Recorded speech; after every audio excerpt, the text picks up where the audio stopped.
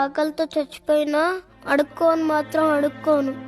మరి డబ్బులు రావాలంటే ఎలా? అన్నా,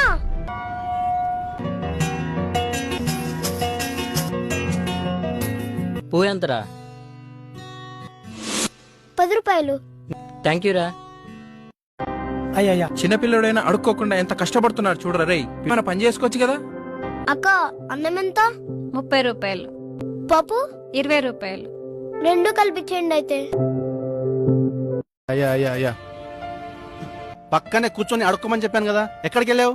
మనం అడుక్కోవద్దు నాన్న. అడుక్కుపోతే తిండెట్లా వస్తుంది అనుకున్నావు? పూలమ్మే నాన్న. ఇదిగో. కలిగిన బాధలన్నీ కదలకు చేరు